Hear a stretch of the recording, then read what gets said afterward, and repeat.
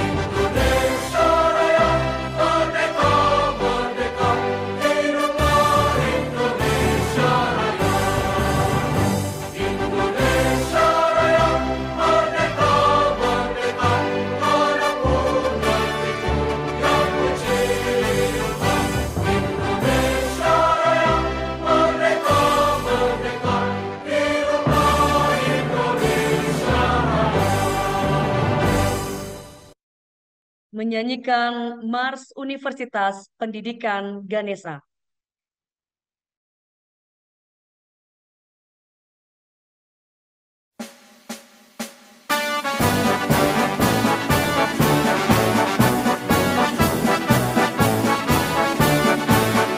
Seluruh sivitas akademika Universitas Pendidikan Ganesha, mari kita tegakkan dengan bangga kejayaan alma mater tercinta, menjunjung tinggi nilai Pancasila, mengabdi dengan penuh dedikasi, bergenggam tangan menggalang persatuan, mencerdaskan kehidupan bangsa, dengan tekad baja majukan bangsa, berbekal ilmu, iman dan takwa, tingkatkan sumber daya manusia demi masa depan yang sentosa. Seluruh sivitas akademika Universitas Pendidikan Ganesha.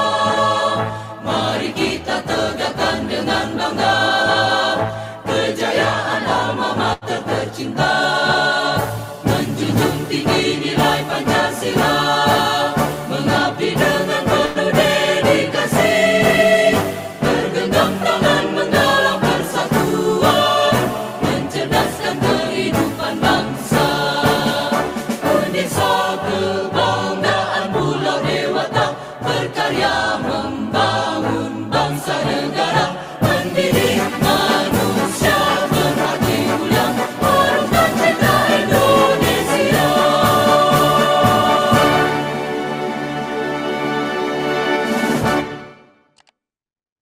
Hadirin yang berbahagia, demi kelancaran acara ini, marilah kita menundukkan kepala sejenak untuk berdoa menurut agama dan keyakinan masing-masing.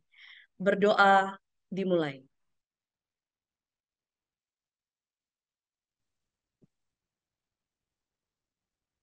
Berdoa selesai.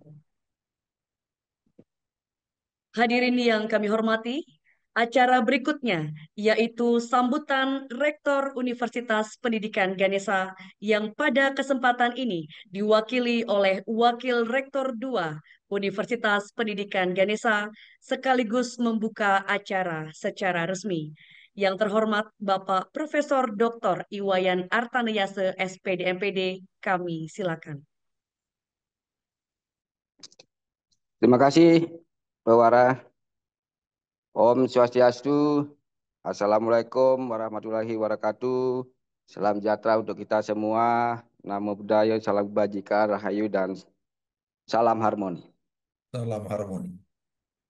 Yang kami hormati pejabat struktural di lingkungan Universitas Pendidikan Ganesha, Bapak Wakil Rektor 1, Bapak Wakil Rektor 3, Bapak Direktur Pasca Sarjana, dan Bapak Dekan di seluruh lingkungan Undiksa, dan seluruh ASN yang hadir pada sore hari ini, dan yang kami banggakan Bapak narasumber yang sudah berkenan hadir juga.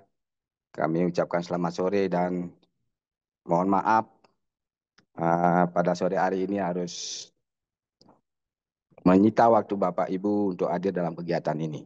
Pertama-tama, puji syukur kami panjatkan kehadiran Tuhan Yang Maha Esa, karena berkat rahmat beliaulah pada hari ini kita bisa berkumpul dalam acara sosialisasi kode etik ASN di lingkungan Universitas Pendidikan Ganesha.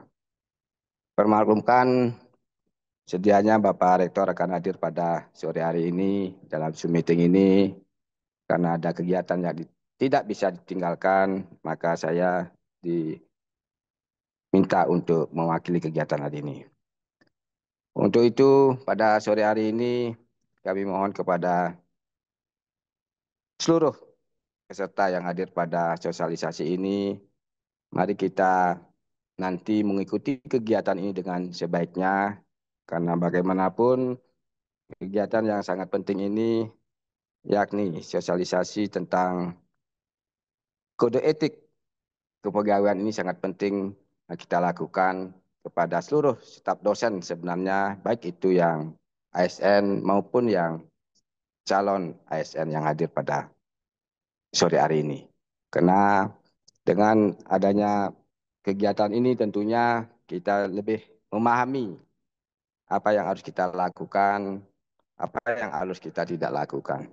Karena hal-hal yang sering kita laksanakan di kegiatan akademik maupun non-akademik di lingkungan kampus tentunya harus selalu kita taati dan kita lakukan dengan sebaik mungkin dengan tujuan untuk meningkatkan kualitas dan tentunya bagaimana kita membawa Undiksa ini lebih berprestasi. Karena berkaitan dengan SDM tentunya kami mohon maaf, peningkatan yang harus kita lakukan memang harus kita lakukan secara kontinu, dan tentunya kami banyak mengalami hal-hal kendala yang di 2024 ini. Untuk itu pengembangan SN yang kita miliki harus memang benar dilakukan secara baik dan benar. Dengan kegiatan sosialisasi ini, kami mohon nanti Bapak Ibu mengikuti dengan sebaik mungkin, dan juga kita akan mendengarkan narasumber yang akan menyampaikan sehingga kita memahami lebih detail dan jelas tentang kode etik ini. Dan kami pada kesempatan ini menyampaikan juga pada seluruh staf pimpinan struktural di Universitas Pendidikan Ganesha dengan adanya peningkatan sumber daya manusia kita, baik itu yang sudah ke guru besar, yang kemarin kita periode 2 yang kita lakukan sampai dengan September, Desember kemarin 13 yang kita usulkan ke guru besar, 4 orang ditolak yang tidak lolos dan 9 orang yang lolos. Dan dengan demikian peningkatan ASN kita sudah benar-benar melaju dengan pesatnya. Semoga di tahun 2005 ke depan dengan program Bapak Rektor yang tentunya untuk mencetak 100 guru besar kita bisa capai. Dan ini merupakan hal yang harus kita lakukan bersama-sama, baik itu di fakultas untuk bagaimana memotivasi teman-teman di fakultas untuk bisa meningkatkan karir ASN kita. Terus yang kedua, berhubung dengan ASN yang BUP-nya sudah mendekati pensiun, itu juga diharapkan untuk segera menindaklanjuti pelaporannya sehingga proses ke depannya bisa berjalan dengan baik. Karena ada beberapa, baik itu tendik, baik itu dosen di masing-masing fakultas, itu udah batas pensiunnya juga sudah mendekati. Nah, hal yang demikianlah yang harus kita tata dengan sebaik mungkin sehingga peningkatan yang kita harapkan bersama-sama bisa tercapai dengan sebaik mungkin. Untuk itu kami mengucapkan terima kasih kepada narasumber yang sudah hadir dan nantinya akan memberikan penjelasannya secara detail tentang kode etik ini. Demikianlah hal-hal yang dapat saya sampaikan, kurang lebihnya kami mohon maaf apabila ada hal-hal yang tidak berkenan yang tentunya tidak saya sengaja. Dengan memanjatkan puji syukur kepada Tuhan Yang Maha Esa, dengan memanjatkan Om Augina Mastu Nama Sidam, maka sosialisasi kode etik ASN di Universitas Pendidikan Ganesha saya buka secara resmi. Saya tutup dengan Parma Santi. Om Santi Santi Santi Om. Salam harmoni. Baik hadirin yang berbahagia, dengan demikian resmilah kegiatan ini dilaksanakan. Acara berikutnya yaitu pemaparan materi oleh narasumber. Namun sebelum itu, bagi para undangan yang memiliki kepentingan lain, tanpa mengurangi rasa hormat, kami persilakan untuk meninggalkan ruang Zoom ini. Terima kasih.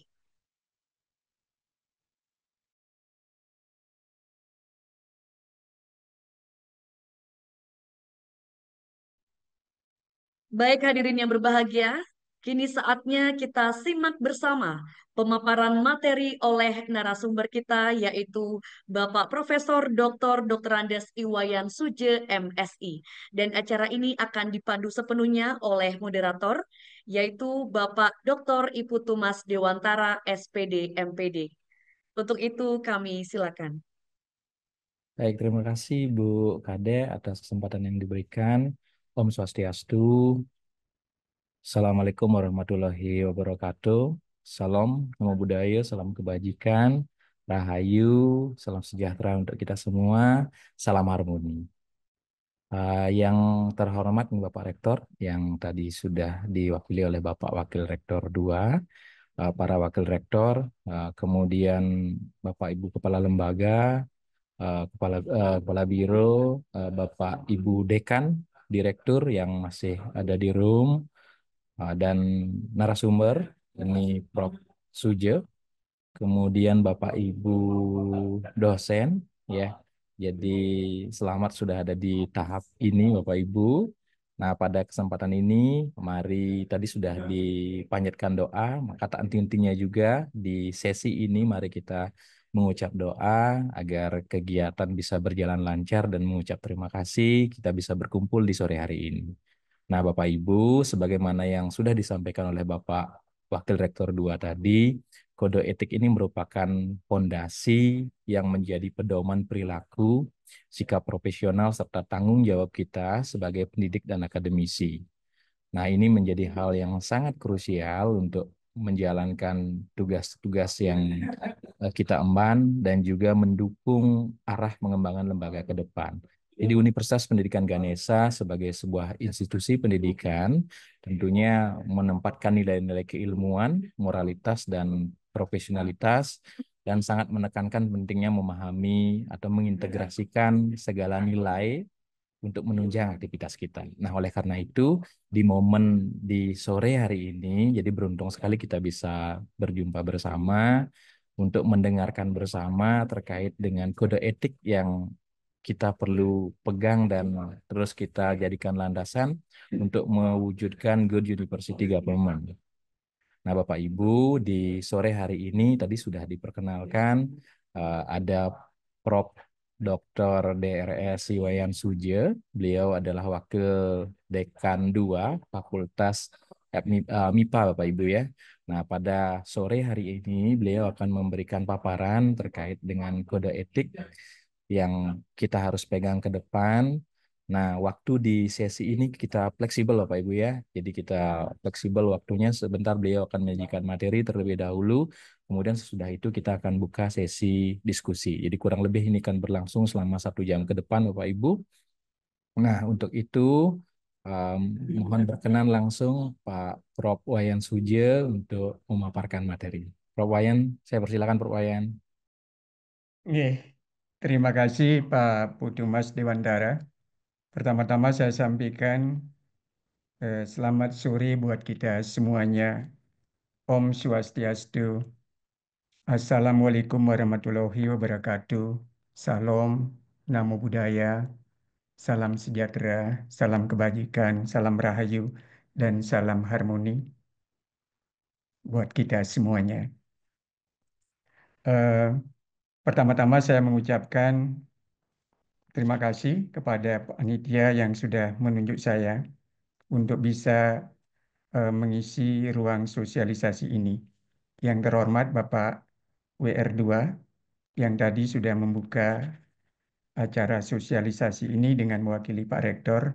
Kemudian yang kami hormati para dekan, Direktur Pasca Sarjana, Kepala Lembaga, Kepala Biro, dan juga tentu adalah kepada para junior, para dosen CPNS yang saya hormati.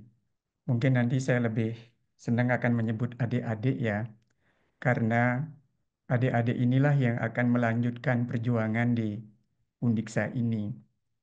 Dan suatu saat nanti kami yang sudah berumur gitu ya, akan meninggalkannya. Satu hal yang ingin saya sampaikan yang pertama adalah, mari kita pertama adalah bersyukur dulu gitu. Kalau tadi diajak memanjatkan doa, maka sekarang saya mengajak adalah untuk bersyukur gitu. Ada dua hal yang tampaknya perlu kita syukuri. Syukur yang pertama adalah karena kita semua direstui oleh Tuhan untuk dilahirkan sebagai manusia itu kan. Itu yang pertama ingin saya sampaikan.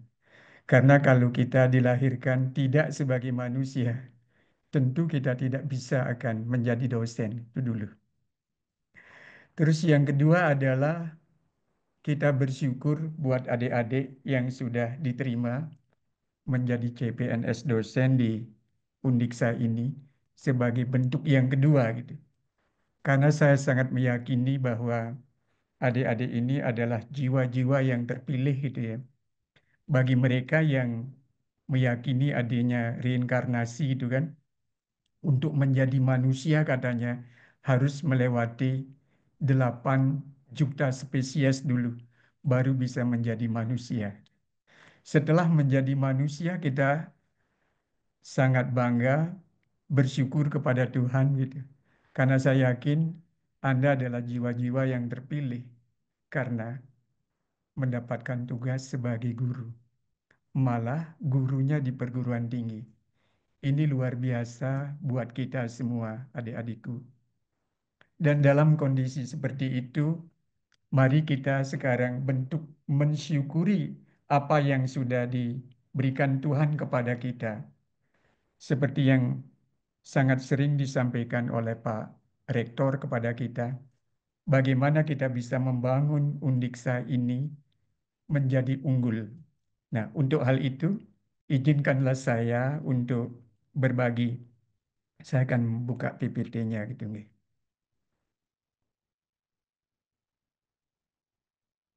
Nah, saya mulai dari sini.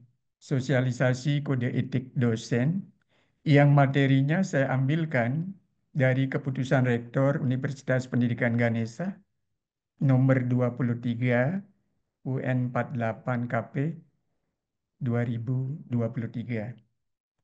Nah, itulah yang akan menjadi pokok-pokok yang saya akan bicarakan kepada terutama buat adik-adik para CPNS dosen yang ada di Undiksa ini. Kita semua memahami bahwa untuk lahir sebagai manusia saja, begitu kita lahir dalam perkembangan hidup kita, kita harus menyadari adanya kode etik kemanusiaan katanya. Dan salah satu kode etik kemanusiaan itu adalah bagaimana kita bisa mengendalikan diri kita. Karena kalau tidak bisa mengendalikan diri, justru disitulah diragukan kemanusiaan kita. Nah sekarang, kalau kita menjadi dosen di Undiksa ini, tentu ada kode etik yang harus kita jadikan pedoman dalam kehidupan kita. Saya akan memulainya dari visi dari Undiksa kita, menjadi universitas unggul berlandaskan falsafah Tritekarana di Asia tahun 2045. Kalau melihat di sini adalah adik-adik semuanya yang akan menjadi target kita yang ada di universitas ini adalah bagaimana menciptakan keunggulan buat Undiksa. Dan di dalamnya yang membedakan kita dengan yang lain-lainnya, di situ ada kata falsafah Trihitekarana yang kemudian kita terjemahkan di dalamnya menjadi bahasa harmoni. Harmoni dengan Tuhan, harmoni dengan sesama, harmoni dengan alam. Teman-teman di Muslim menyebut dia sebagai hablum minallah, hablum minanas, dan kemudian hablum minal alam. Yang menarik adalah buat kita semua, Pak Rektor selalu menyampaikan, sudahkah di Undiksa ini harmoni? Ini tentu juga kita kaitkan dengan konteks membangun keunggulan buat Undiksa. Kalau boleh kita bicarakan dengan jujur, jangan-jangan belum. Dan saya berharap mudah-mudahan kita tidak menjadi orang yang tidak menciptakan kebeluman dalam membangun harmoni itu. Karena disitulah kemudian Pak Rektor menyampaikan harmoni yang pas saja. Beliau tidak pernah menyampaikan kepada kita pas saja itu sebenarnya ada apa di baliknya. Beliau menyampaikan pas saja itu dalam bahasa Bali memang artinya adalah dengan keunggulan, dengan kesepenuh hatian. Kalau saya mencermati dari 3 tahapan pas saja, sesungguhnya kalau di tingkat pertama itu adalah harmoni baru di tingkat kata-kata. Itu harmoni omon-omon gitu. Kalau omon-omon tidak akan menciptakan perubahan gitu. Sa berarti di situ adalah ada kesatuan pikiran kita gitu. Inilah yang perlu kita pikirkan, Bapak Ibu, adik-adikku khususnya semuanya ini. Bagaimana ada satunya pikiran dan tentu dengan hati kita untuk membangun Undiksa yang betul-betul menuju keunggulan itu berlandaskan keharmonisan. Barulah ja yang terakhir. Ja itu kan artinya menjadikan. Menjadikan itu artinya adalah bagaimana membatinkan. Sehingga tahapannya di tingkat kata, di tingkat pikiran, dan kemudian membatin. Barulah akan bisa terwujud yang namanya harmoni yang sesungguhnya. Itu yang saya ingin sampaikan, bahwa kita berangkat dari visi ini, dan kalianlah adik-adikku, dosen-dosen muda ini, CPNS, yang nantinya juga menciptakan hal ini. Dan di situ berkaitan dengan misinya, saya yakin adik-adik sudah membacanya. Dan di situ jugalah akan ada bagaimana etos kita, kode etik yang perlu kita ikuti bersama-sama. Sebagai pengantar, sebelum saya menyampaikan berkaitan dengan kode etik di Undiksa buat dosen, maka yang perlu kita pikirkan adalah bagaimana prinsip-prinsip umum berkaitan dengan kode etik dosen itu. Saya menemukan ada 9, tetapi saya ingin menggarisbawahi adalah di bagian 1 dan di bagian 9-nya. Di bagian satunya adalah integritas. Ini menariknya adik-adik semuanya. Karena saya yakin kita semuanya, adik-adikku yang muda ini, Anda adalah orang-orang yang terpilih. Anda memiliki kompetensi yang memang memenuhi untuk menjadi seorang dosen. Anda adalah orang cerdas. Anda adalah orang pinter. Tapi dunia ini tampaknya tidak cukup dengan orang pinter saja. Kenapa? Rahwana saja kepalanya 10. Berarti dia adalah sangat pinter gitu ya. Dia sering disebut sebagai rajanya setan gitu kan. Berarti kalau urusan pinter, setan jauh lebih pinter dibandingkan kita. Kalau urusan berdoa, dia lebih kusuk dibandingkan dengan kita. Terus di mana tempat kita gitu? Tempat kita adalah bisa menyatukan antara pikiran, perasaan, dan kemudian tindakan. Antara heart and hand. Itulah yang bisa disatukan. Jika itu yang terbangun, menyatunya antara ucapan, pikiran, perkataan, maka di situ barulah orang memiliki integritas diri. Dan itulah yang diharapkan di dalam kode etik kita nantinya. Maka untuk itu, adik-adik dan saya semuanya, mari kita saling mengingatkan. Karena kalau kita lihat dari organ tubuh kita kan, ada secara biologi ada diafragma di sini. Kalau yang menguasai adalah pikiran kepala ini, sudah itu hati dan kemudian tangan kita, kita akan memiliki jadi orang yang berkode etik yang baik gitu. Tapi kan sering suara hati itu disalahkan oleh suara perut itu kan. Maka dari situlah saya ingin mengajak adik-adik semuanya supaya bisa mengendalikan 3 hal yang di bawahnya, yaitu perut, kelamin, dan berikutnya adalah pantat.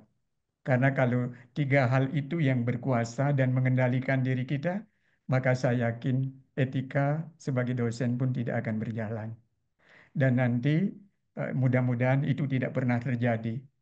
Karena kalau itu terjadi, kita bukan akan ketemu pada keunggulan Undiksa, tetapi justru yang terjadi adalah kita menjadi terkenal, tapi urusan yang tidak baik. Dan mudah-mudahan Manggalawastu tidak pernah terjadi itu di Undiksa. Karena kalau itu terjadi, sungguh sangat memalukan dan memilukan buat kita. Dan berikutnya, saya melihat yang paling bawah, teladan yang baik. Adik-adikku semuanya, kalian adalah para dosen. Kalau yang namanya dosen itu kan gurunya di perguruan tinggi. Kalau namanya guru katanya kan yang patut digugu dan ditiru. Dan ingat juga bahwa guru itu memiliki makna adalah mereka yang bisa menghapuskan yang namanya kebingungan buat anak-anaknya. Jadinya kita ini harus bisa menjadi seorang teladan. Setidaknya buat mahasiswa kita. Jangan sampai kita memberikan contoh-contoh yang tidak baik buat mereka. Karena zaman sekarang adik-adikku, penyakit itu lebih cepat menular daripada kebaikan. Bagaimanapun kita mengajarkan mereka disiplin karena di lingkungan mereka misalnya tidak baik, bisa jadi gitu ya, tidak banyak perubahannya.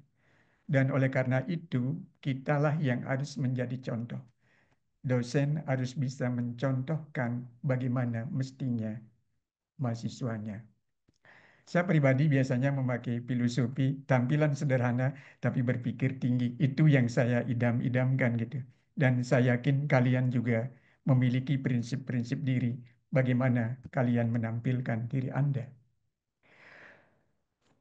Dan dengan kode etik inilah kita akan menjadikan dia sebagai panduan berperilaku kita, standar profesionalisme kita, dan tentu juga memberikan perlindungan buat publik dan termasuk juga buat diri kita nantinya. Dan tentu bagaimana jangan sampai kita melanggar. Ada aturan-aturan yang perlu kita cegah, mencegah pelanggaran.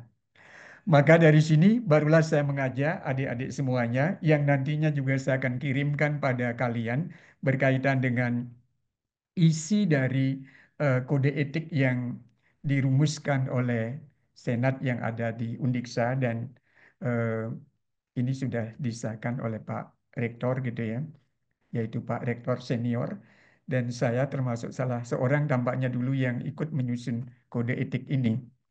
Nah, berkaitan dengan kode etik ini silakan nanti dicermati. Namun yang jelas apa yang saya sampaikan berikut ini adalah bagaimana kita bisa menjadikan apa yang tersampaikan di sini nantinya bisa kita jadikan pedoman dalam kita berperilaku, dalam kita bertindak, khususnya ada di kampus dan juga di luar kampus. Kenapa? Karena predikat dosen itu melekat pada diri kita. Mungkin saya harus menyampaikan buat adik-adik semua, kita dilahirkan di negeri Indonesia ini. Tentu karena kita dilahirkan di sini, kita akan mengabdi di tempat ini, menjadi teringat dengan lagu Padamu Negeri kan adik-adik. Apalagi kita yang menjadi yang namanya CPNS gitu, jadi PNS dan kemudian jadi dosen lagi gitu kan. Maka dari situ saya ingin mengajak kita semuanya gitu ya. em, Biar kita memiliki pedoman gitu dalam kehidupan kita yang membedakannya dengan dosen-dosen yang ada di luar perguruan tinggi kita. Itulah saya sampaikan tadi, jika mahasiswa yang kuliah di Undiksa ini mereka mendapatkan mata kuliah yang namanya Trihita Karana, tentu kita yang menjadi dosennya lebih dululah mentrihita karanakan diri kita gitu. Dan inti sari dari Tritekarana itu adalah pengendalian diri. Sebagaimana saya sampaikan tadi, jadi manusia aja ada kode etiknya, yaitu mengendalikan diri. Apalagi kalau kita menjadi yang namanya dosen. Ada kegiatan-kegiatan yang perlu kita lakukan. Dan nanti adik-adik bisa membaca di sini. Jadi sebentuk bentuk gitu ya, bagaimana sikap, tingkah laku kita, perbuatan kita sebagai seorang dosen yang hidup di masyarakat. Maka saya meminta nanti bahwa jadikanlah bentuk pengabdian kita kepada Undiksa ini sebagai bentuk pengabdian kita kepada bangsa dan negara. Jadi kalau bicara bangsa dan negara itu barangkali cukup apa namanya abstrak gitu kan. Tapi jadikanlah dia bentuk nyata bagaimana kita menjunjung tinggi gitu kan bakti kita, pengabdian kita kepada bangsa dan negara ini lewat lembaga yang disebut sebagai Undiksa. Saya yakin kan adik-adik eh, yang melamar menjadi CPNS di Undiksa ini sudah siap masuk dengan atmosfernya Undiksa gitu kan. Saya sering merasa bangga di Undiksa ini kalau ingin melihat NKRI kecil itu maka ada di Undiksa ini. Bicara tentang kebineka tunggal ikaan gitu. Yang barangkali di tempat lain baru tinggal omon-omon gitu. Tampaknya di sini dia sudah diwujud nyatakan, dipesajekan, gitu. Sudah di tingkat saya sebut, sudah dijadikan itu. Maka dari sini kita harus mengenali posisi kita sebagai seorang dosen yang pendidik yang profesional dan juga adalah seorang ilmuwan. Ini luar biasa. Kita menjadi pendidik sekalian juga kita menjadi seorang ilmuwan. Ini kan luar biasa Bapak dan Ibu. Karena ada yang pendidik saja, ada yang ilmuwan saja gitu. Tetapi kita justru adalah menggabungkan dalam diri kita kedua dua profesi itu. Makanya adik-adik jangan pernah berhenti untuk belajar gitu kan. Nah, setelah itu saya ingin mengajak lebih lanjut adalah mari kita memperhatikan berkaitan dengan etika dosen di pasal 2 etika umum dosen. Ini ada 18. Silakan adik-adik mencermati. Namun saya ingin menyampaikan hal-hal mana yang tampaknya perlu saya garis bawahi. Yang pertama, tolong perhatikan adalah berkaitan dengan kerjasama. Begitu Anda masuk di Undiksa ini, kita semua harus meyakini bahwa yang namanya prestasi puncak itu tidak akan pernah terwujud manakala tidak ada kerjasama di antara kita. Sepintar apapun Anda tidak akan bisa membuat kemajuan buat Undiksa ini jika Anda bermain sendiri. Jadi di situ sesuai dengan keterampilan abad ke-21 yang mempersyaratkan kita perlu bekerja, berkolaborasi, bekerja sama. Ini barangkali hal yang penting banget buat kita. Orang-orang yang pinter biasanya justru banyak yang tidak mampu bekerja sama. Ini saya garis bawahi buat kita semuanya. Dan berikutnya, begitu kita menjadi bagian dari sebuah organisasi, termasuk yang namanya Undiksa ini, dengan di dalamnya kita menjadi dosen, maka kita harus patuh dan taat terhadap standar operasional untuk peningkatan kualitas kerja kita. Ini penting gitu ya. Maka saya ingin menanyakan buat adik-adik, di antara adik-adik, adakah yang sampai saat ini eh, apa namanya masih tinggal di luar Bali gitu dulu?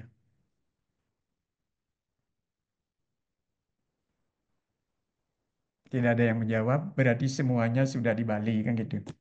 Terus yang kedua lagi adalah, apakah Anda sudah memiliki tempat tinggal di Singaraja atau mungkin di Denpasar karena tergantung di mana Anda akan bekerja? Kan tidak harus dimiliki gitu kan. Setidaknya punya tempat dulu gitu. Kenapa? Karena saya harus menyampaikan bahwa agar kita bisa membatinkan diri kita dengan Undiksa ini, kita harus dekat gitu. Kita harus dekat dulu. Itu yang dilatihkan di bagian awal. Kalau sudah jarak kita jauh gitu ya, ngasih kuliahnya dari rumah dan seterusnya gitu ya. Sepanjang ini tidak pernah hadir, maka tidak ada chemistry di antara dosen dan juga mahasiswanya. Itu yang perlu saya sampaikan. Ikuti aturan gitu ya, patuh dan taat. Karena yang namanya perkuliahan sekarang kan sudah diharapkan terjadi secara luring gitu ya. Jangan sampai terus daring gitu misalnya. Ikuti aturannya. Berikutnya adalah pengembangan pemikiran kreatif dan inovatif. Bapak, Ibu, adik-adikku semuanya saya harus menyampaikan. Di perguruan tinggi itu adalah gudangnya orang-orang pinter yang mampu berpikir kritis. Gitu. Yang perlu disadari, berpikir kritis yang mesti kita miliki adalah berpikir kritis yang bisa dipakai untuk memecahkan masalah dan bukan berpikir kritis untuk menciptakan masalah. Kita adalah bagian dari solusi atas permasalahan yang terjadi, termasuk di tempat kerja kita di Undiksa ini. Jangan sampai kita menjadi bagian dari pencipta permasalahan itu. Karena kalau terjadi seperti itu, rugilah negara telah memberikan gaji kepada kita. Di samping berpikir kritis, tentu diharapkan adalah berpikir kreatif dan inovatif. Ini luar biasa karena yang namanya keunggulan mesti menggabungkan kemampuan berpikir kritis dan kemampuan berpikir kreatif itu. Dan itulah yang diperlukan untuk kehidupan di abad 21 ini.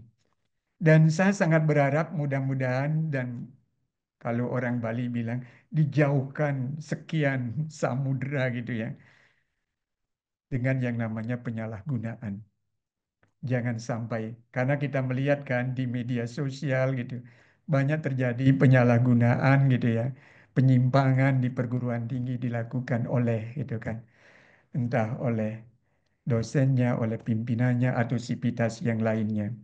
Maka dari situlah di bagian ini saya ingin mengajak di etika umum kita semuanya, bagaimana kita bisa satu dengan lainnya saling menghormati, kita menjadikan Undiksa ini sebagai rumah kita. Saya malah sering berpikir begini, kalau surga itu bisa diciptakan, maka ciptakanlah tempat kerja kita ini sebagai surga. Maksudnya apa? Karena yang namanya surga katanya adalah, saya tidak menyebut tempat itu ya, sebuah kondisi di mana di sana ada hubungan harmoni di antara para penghuninya. Karena kalau disharmoni maka itu adalah cirinya neraka gitu. Dan surga dan neraka dalam konteks ini kita yang menciptakannya gitu.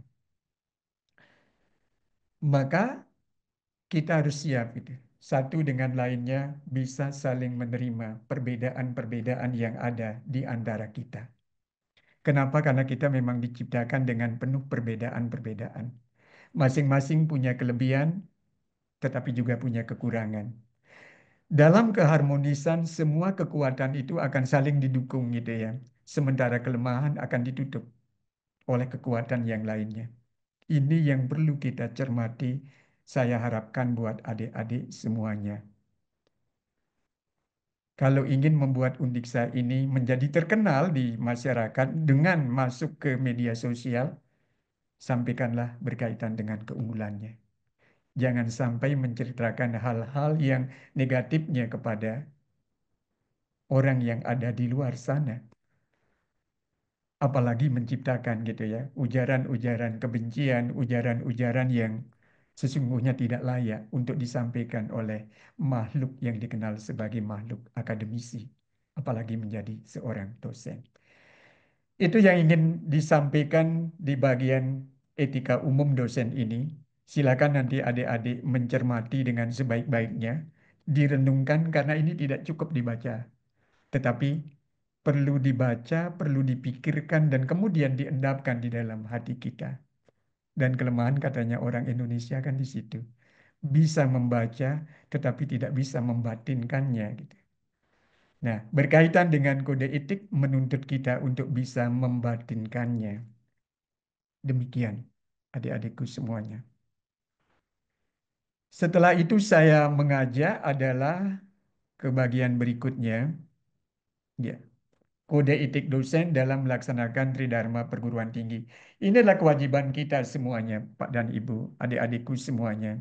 Jadi, bagaimana kita bisa melaksanakan Tridharma perguruan tinggi kita gitu kan, dalam bidang pendidikan gitu kan, dalam bidang penelitian, kemudian pengabdian kepada masyarakat gitu. Nah, yang perlu kita perhatikan sekarang adalah dalam konteksnya bagaimana etika dosen dalam bidang eh, pendidikan. Ini yang tampaknya cukup panjang disampaikan di bagian ini, di mana Anda, kita semua itu diwajibkan untuk bersungguh-sungguh gitu ya, dan penuh tanggung jawab mencurahkan tenaga waktu kita untuk melakukan pengajaran yang berkualitas. Dan perlu dipahami bahwa mendidik anak-anak sekarang jauh berbeda dengan zaman saya menjadi dosen di bagian awal atau pada saat saya menjadi eh, mahasiswa. Mungkin adik-adik juga sudah melihat di mahasiswa. Karena mahasiswa sekarang berbeda dengan zaman kita. Kalau dulu begadang memang belajar gitu. Tapi kalau sekarang mereka bergadang biasanya main game gitu. Makanya kalau nanti ketemu mahasiswa, kalau sudah luring mereka datang terlambat kayak seperti itu, coba ditanyakan sebenarnya mengapa gitu ya. Lihat saja dari wajahnya biasanya. Kalau dia begadang langsung aja tanyain apa kalian begadang gitu. Kenapa? Karena anak-anak itu ternyata tidak bisa kita lepas gitu ya. Sudah menganggap mereka makhluk yang dewasa.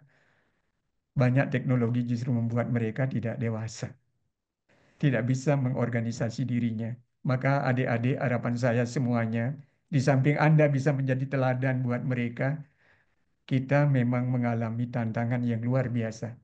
Apalagi ketemu dengan anak-anak produk COVID gitu ya, yang memang secara etika saya perhatikan anak-anak sekarang banyak sisi-sisi lemahnya dibandingkan zaman dulu. Kalau dulu ketemu dosen itu pasti gitu, hormat dan seterusnya. Kalau sekarang belum tentu. Malah sering terjadi dosen yang duluan menanya kepada mahasiswanya.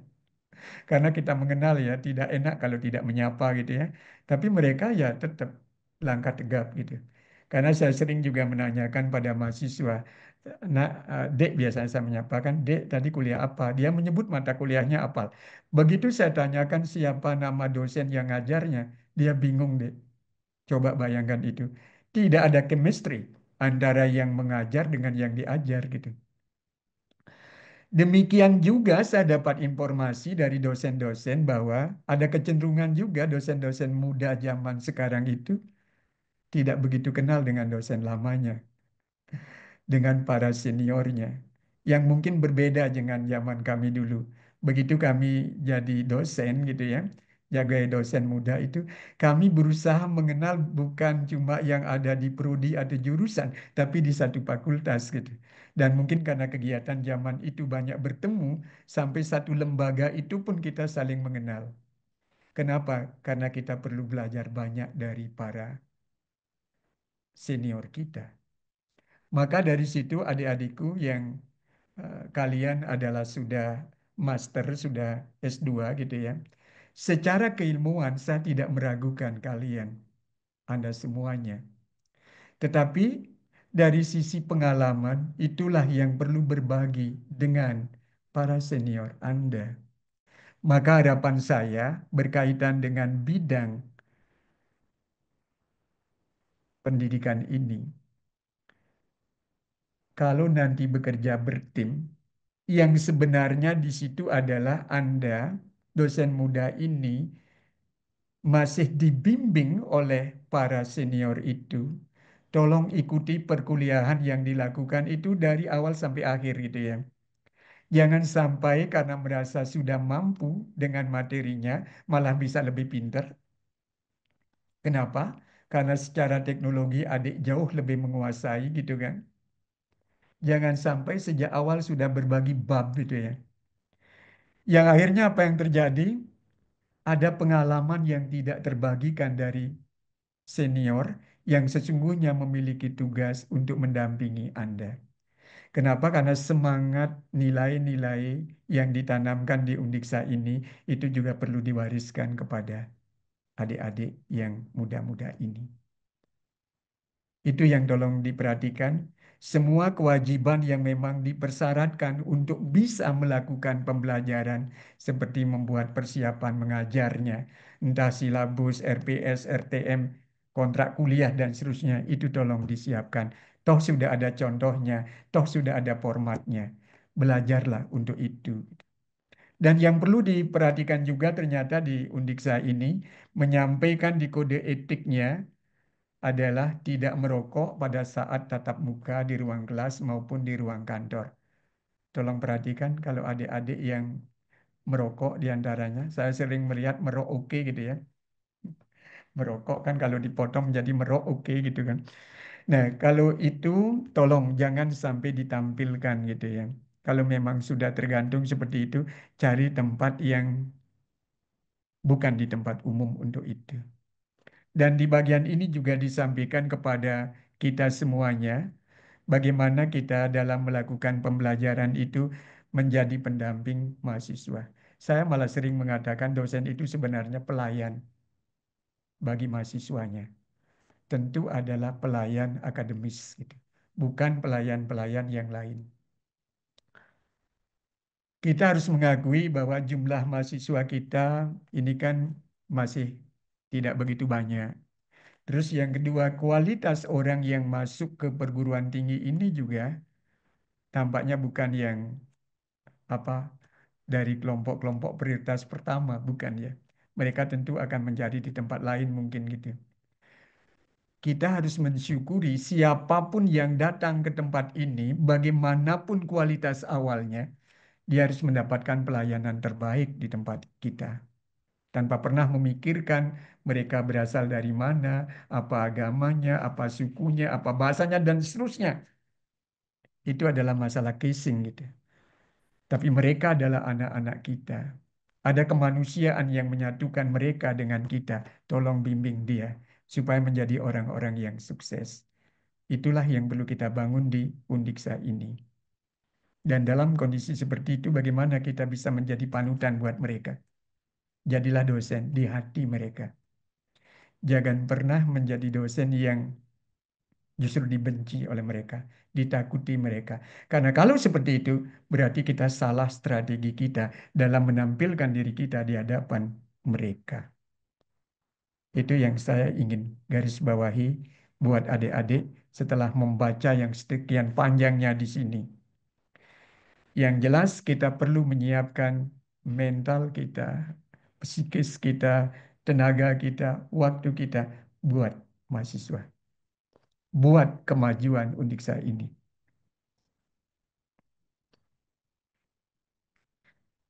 Lebih lanjut lagi adalah berkaitan dengan eh, di bidang penelitian dan pengabdian.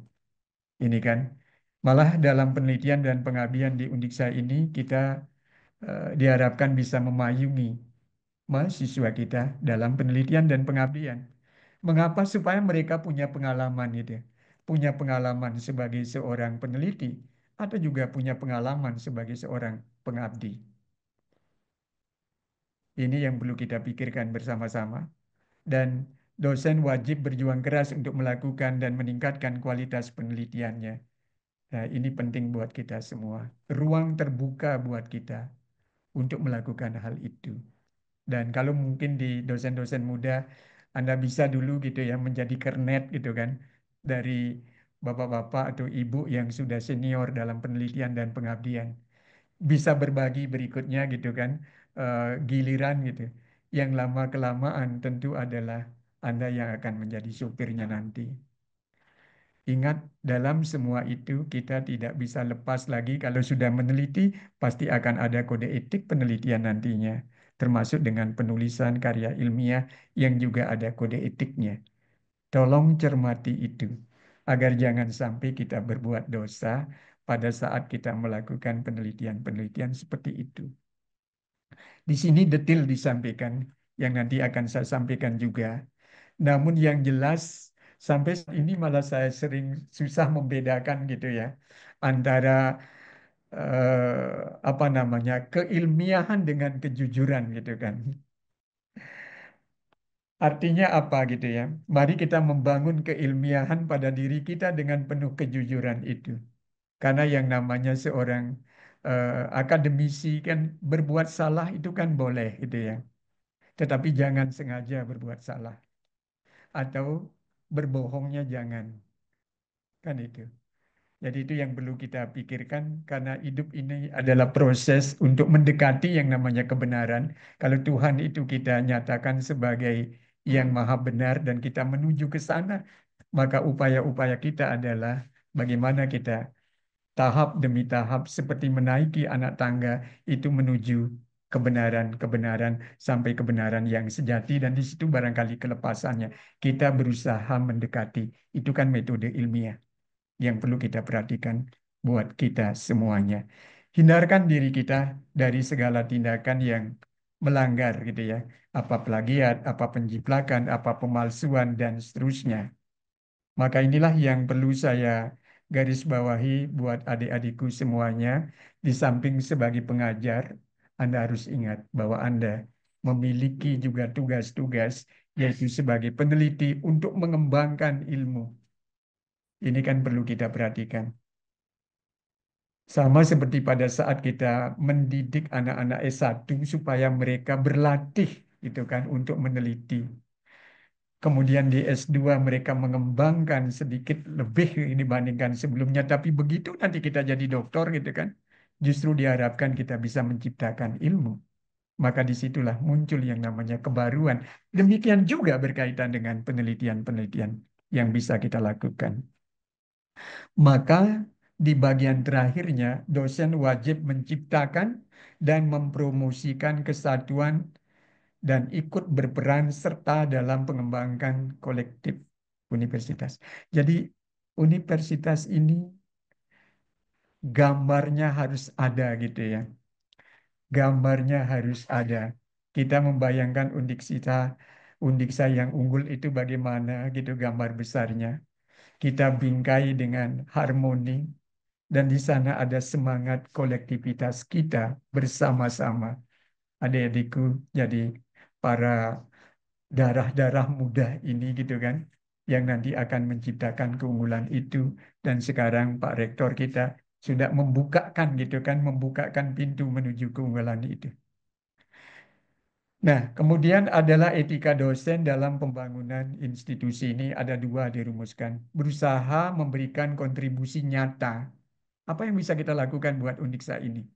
Itu kan sama seperti disampaikan oleh Presiden Amerika gitu kan. Apa yang bisa diberikan olehmu kepada negara gitu kan. Jangan pernah berpikir gitu ya.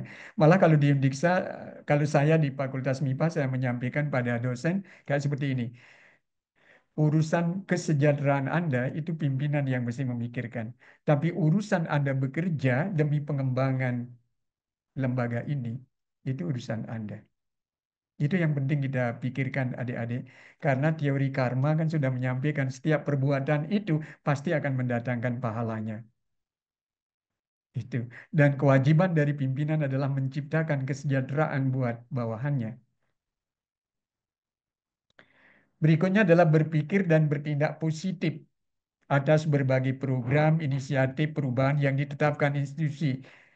Ini tolong diperhatikan adik-adikku, para dosen-dosen muda, bahwa para seniormu, para pemimpin di lembaga ini pasti berpikir untuk kemajuan Undiksa ini. Ya, misalnya menuju ke PT NBH, pasti sudah dipikirkan itu gitu.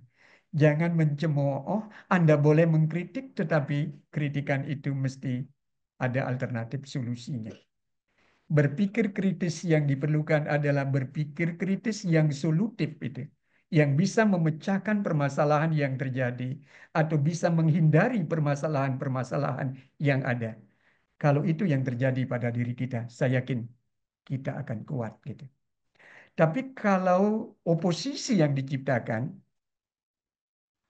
tampaknya itu akan maju dua, tarik satu. Dan akhirnya kita tidak akan mengalami kemajuan. Berpikir kritis sangat diperlukan. Tapi berpikir kritis yang bersifat solutif, itulah yang diidamkan. Berikutnya adik-adikku, etika dosen dalam pergaulan di lingkungan kampus. Dan tentu nanti juga adalah bagaimana di luar kampus kita. Supaya berani orang, karena di sini juga banyak ada perguruan tinggi kan. Supaya punya penciri bahwa, oh dia adalah dosen Undiksa. Kalau dalam bahasa Bali, oh cocok dia dosen Undiksa. Jangan sampai, oh begini ya dosen Undiksanya. Jangan sampai muncul kesan yang seperti itu. Ya. Dosen berkewajiban menghormati, menghargai sesama sivitas akademika, gitu kan dibilang. Bertindak dan berkomunikasi dalam tata krama yang santun. Saya ingin menyampaikan, para tetua kita selalu mengatakan, kebenaran itu mesti dikatakan. Kebenaran itu mesti disampaikan. Tetapi tetap dengan jalan yang baik. Gitu. Itulah tata krama kita. Gitu. Karena banyak di media sosial sekarang orang menyampaikan entah itu benar atau tidak, tetapi justru dengan cara-cara yang tidak sopan dan tidak santun. Ini kan masalah. Karena kalau seperti itu bukan akan menciptakan keharmonisan, tetapi justru adalah ketidakharmonisan. Maka berikutnya, dosen mampu membangun sopan santun pergaulan dan seterusnya. Sudah itu menggunakan kata-kata panggil ini penting juga gitu ya. Memanggil senior kita bagaimana gitu. Misalnya kalau saya sangat senang kalau dipanggil Pak Suje atau Pak Wayan, kayak seperti itu. Itu yang saya senangi. Entah apa membatin saya karena dari kecil saya dipanggil Pak Yan gitu ya. Sehingga kalau manggil saya Pak Wayan itu, saya senang banget. Jangan sampai nanti nama panggilan-panggilan yang lain-lain dijadikan memanggil dosen gitu ya. Walaupun itu berteman, apalagi di hadapan mahasiswa. Karena banyak itu sering terjadi tanpa kita sadari. Tolong bedakan suasananya gitu ya. Berikutnya lagi saya ingin menyampaikan di etika dosen berpakaian. Ini penting Bapak dan Ibu, masalah pakaian. Ingat kita adalah menjadi panutan. Jangan sampai nanti tampilan dosen itu tidak cocok untuk mengajar ke ruang kelas, tetapi cocoknya ke tempat lain gitu. Suasana kebatinannya bisa berbeda. Mahasiswa kita juga bisa berbeda. Tolong perhatikan itu. Karena semua orang punya hak untuk menampilkan dirinya supaya membuat dia confident dan seterusnya gitu kan. Tapi ingat bahwa yang namanya dosen itu adalah maha guru sebenarnya kan. Kalau guru adalah di sekolah menengah ke bawah itu. Di sini kita kan di sekolah tinggi. Jadinya tolong adik-adik tampilkan karena cara Anda menampilkan diri dengan berpakaian itu akan menjadi bahan orang menilai diri Anda. Jangan sampai penilaian itu menyebabkan gara-gara tampilan kita justru tidak menarik buat mereka. Ini. Jadi ada pakaian dosen tentu pakaian formal dan kita punya aturan kan hari Senin bagiannya apa, Selasa apa, semuanya ada gitu ya. Tadi Senin, Selasa, Rabu, Kamis, Jumat gitu. Itu ada pakaian-pakaiannya. Tolong ikuti itu. Dan itu adalah bukti kita ketaatan kepada aturan. Itu. Karena ciri orang yang berpendidikan adalah taat pada aturan. Itu yang perlu kita perhatikan. Berikutnya, selama bertugas, dosen harus senantiasa menjaga, ini penting mungkin ya, kebersihan dan kerapian pakaiannya. Luar biasa, sampai hal yang seperti ini diatur juga gitu ya. Lebih lanjut, saya ingin menyampaikan lagi, Bapak dan Ibu semuanya. Kok nggak bergerak ya? Sebentar. Ya, ya, ini ada pelayanan gitu ya, kewajiban dosen gitu. Termasuk tadi yang saya sudah singgung gitu kan, bagaimana dosen senior itu wajib baginya untuk melakukan bimbingan kepada adik-adik gitu ya. Itu sudah ada utuh di tempat ini gitu ya. Tadi kok tidak bergerak gini saya sebentar ya. Kewajiban dosen sudah saya sampai. Ya, sebentar ya.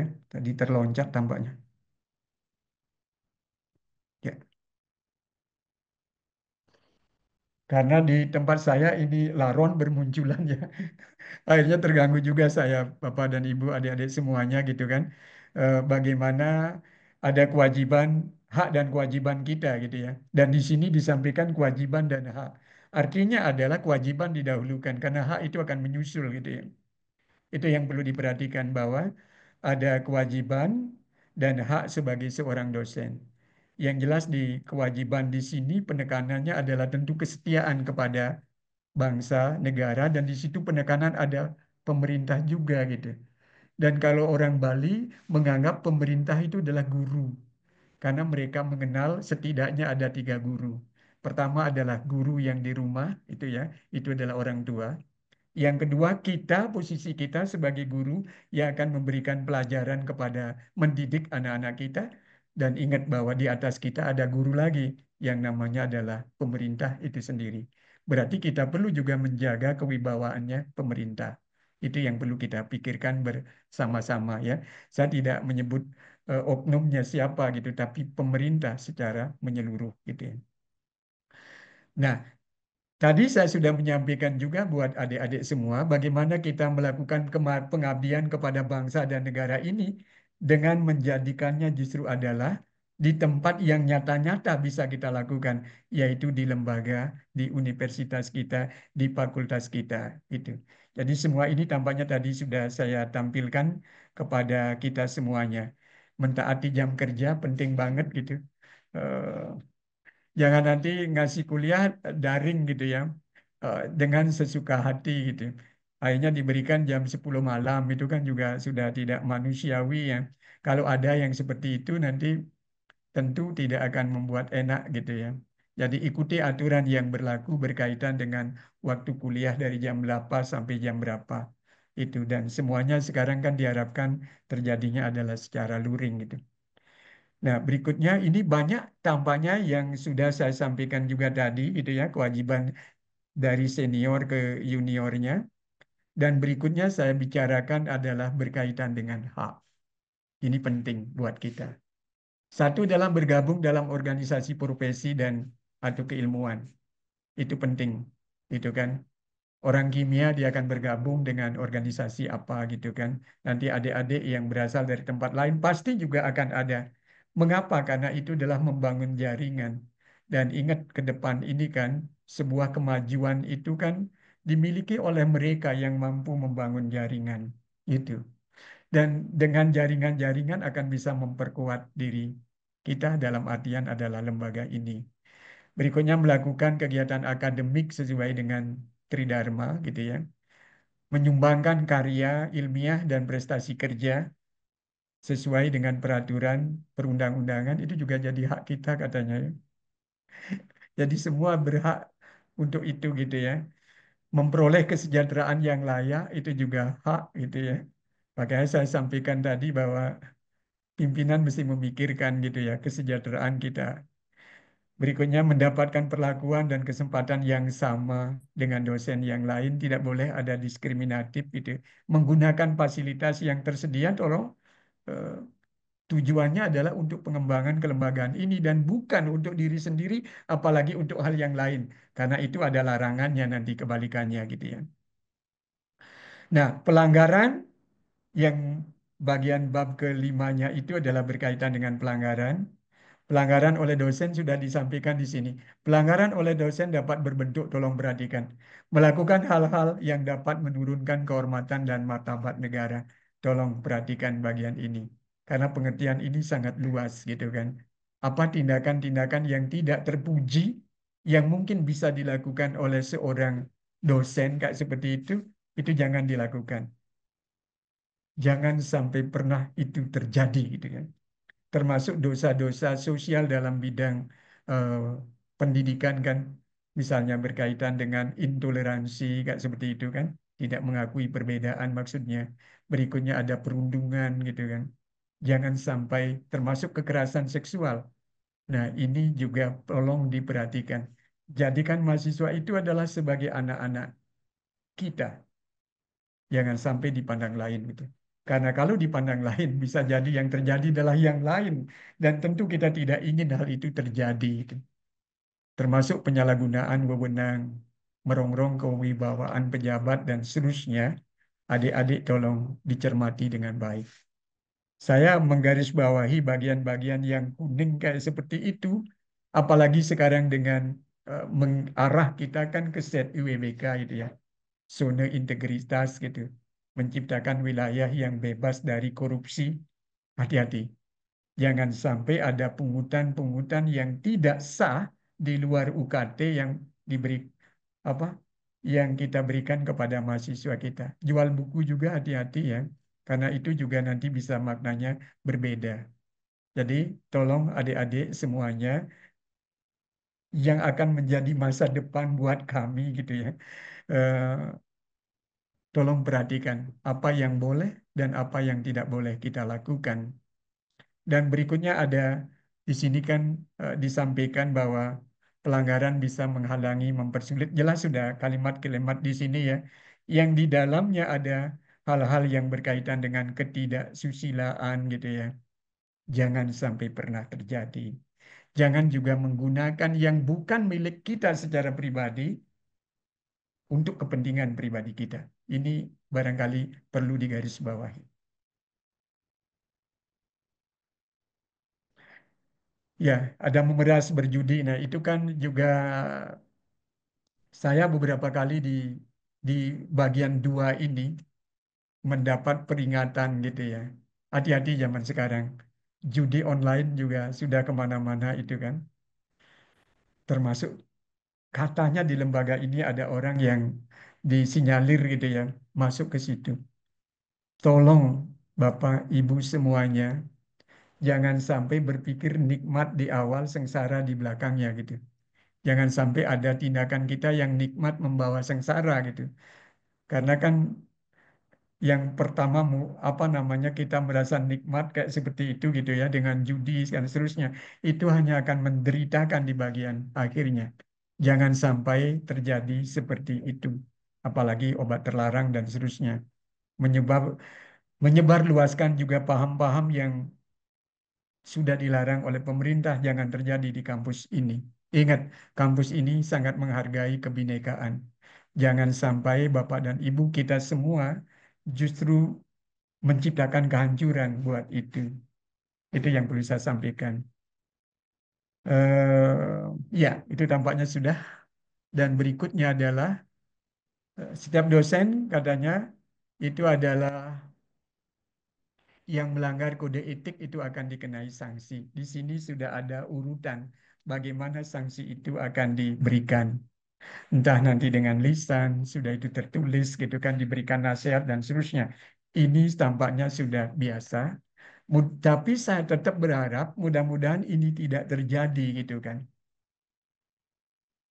Dan itu pasti tidak terjadi manakala Bapak dan Ibu sudah benar-benar ingin menjadi warga, menjadi dosen di Undiksa ini dengan sepenuh hati. Itu dulu pastikan. Jadi kita datang ke Undiksa ini adalah pada waktu awal kan melamar kerja gitu kan. Kalau sudah melamar kerja berarti sudah diterima, maka berikutnya adalah bekerja untuk membesarkan Undiksa ini. Nah, barangkali itu yang bisa saya sampaikan buat Bapak, Ibu, adik-adikku semua, khususnya para CPNS yang ada di Undiksa ini. Dan mudah-mudahan apa yang saya sampaikan ini ada manfaatnya buat kita semuanya. Terima kasih, saya kembalikan kepada. Terkadang saya bingung menyebut Pak Putu Dewantara gitu ya. Kalau saya menyebut Mas, nanti dibilang dia orang Jawa. Karena saya tahu orang Bali. Tapi kalau saya sebut Putu Beli Dewantara kok aneh juga kayak seperti itu kan. Karena biasanya kan Mas di Jawa, Beli di Bali, sampai di Jakarta akan menjadi merah. Kenapa? Karena abang katanya di situ. Oke Pak Mas, saya kembalikan. Oke, terima kasih, Prof. Baik, Bapak Ibu, mari beri hapus secara virtual tentunya ya kepada Prof. Suje atas penyampaian materi. Nah, tadi sudah sangat banyak disampaikan oleh Prof. Suje. Jadi dimulai dari visi, jadi pemaknaan kita terhadap visi landasan filosofisnya Undiksa, kemudian prinsip-prinsip terkait kode etik, kemudian ada lagi tadi hal-hal yang ditekankan jadi sudah diberikan kuning tadi ya, jadi sudah bisa kita lihat dengan mudah alurnya. Kemudian kode etik terkait dengan bagaimana kita membangun institusi, kode etik dalam pergaulan, berpakaian juga, sampai pada kewajiban dan hak kita sebagai dosen. Nah, ini tentunya kita jadikan pegangan dalam melaksanakan tugas yang dibebankan kepada kita. Nah, Bapak Ibu, penyampaian Prof. Suje, kalau di jam saya tadi, ini sudah hampir sebenarnya ke 1 jam ya, Prof ya. Jadi kita masih ada waktu, kalau tidak salah di jam saya sekitar 5 menit. Jadi mungkin kalau ada diskusi, kita buka untuk 1 orang, Bapak Ibu. Silakan, kalau ada Bapak Ibu hal yang ingin didiskusikan dengan Bapak Prof. Suje, baik terkait pengalaman beliau yang berhubungan dengan bagaimana menjalankan profesi ini. Silakan Bapak Ibu.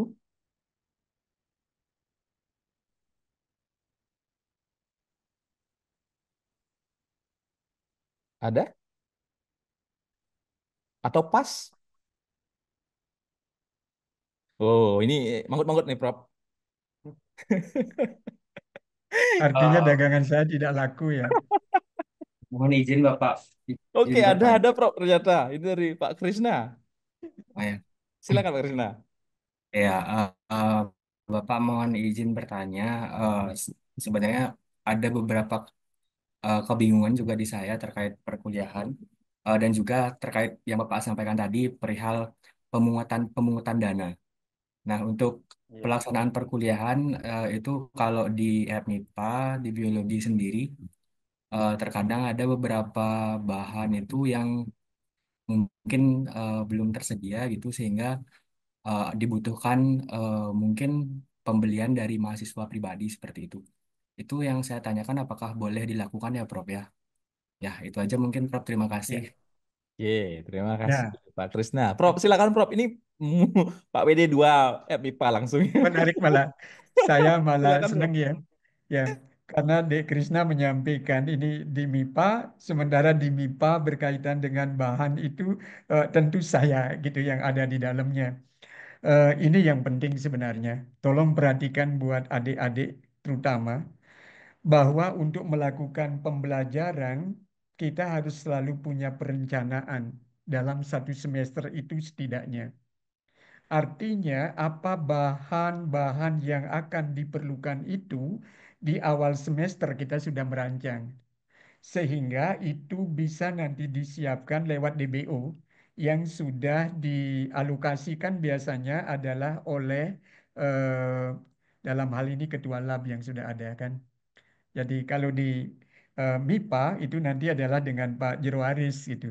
Disitulah di bagian awal disampaikan bahwa kami perlu ini gitu.